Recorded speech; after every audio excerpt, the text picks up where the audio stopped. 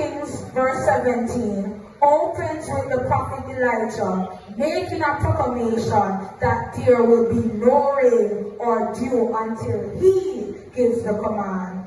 If you know the story of King Ahab and Jezebel, they established the worship of Baal through the northern kingdom. And at the time of Elijah, the God of Elijah was greatly displeased. But I'm here this morning to tell you that whatever drought that you are in, the drought is almost over. The drought is almost over. You see, when you're going through a period of drought, that period is rough. That period is hard. If you know drought means there's a lack of water. Everything is dry. The crops are barely hanging on. There's no water for animals to drink. So when you're going through a period of drought in your life, it's not a good one.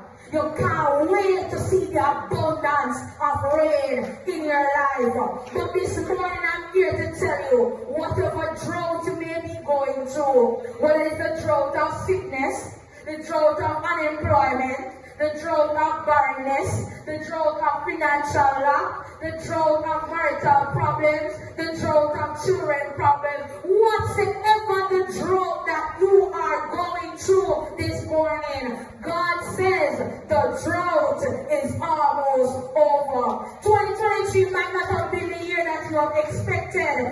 Dreams and visions and plans and resolutions may not have come the way you wanted to have been. But whatever drought you have gone through in 2023, God says continue to hold on because the drought is almost over.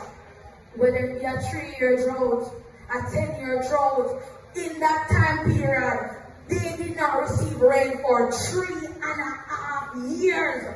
Can you imagine being in a situation where there was no water, everything was dried up? Even Elijah, even when he was being receiving water from the brook itself dried up at that time.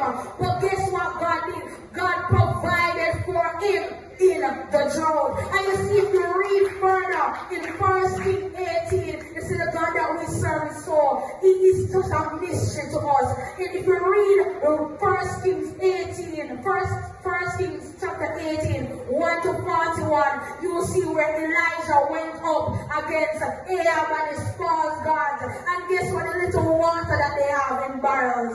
Elijah took them, you can imagine. A little water we have left in your drum, you hold on your pinch, your sketch, and this prophet come to you and say, give me all of your children, you throw them forward. Because he's trying to make an example to show them who the God they serve. And he said, his God is a God that answers by fire. And because he didn't want them to think that it was a man-made thing, he didn't want it was a if no doubt, but he threw water on the wood. Everybody, I didn't catch course, so I don't know. I don't know about wood fire days. But you know that when you throw water and wood, no matter person that you throw on it, in our light.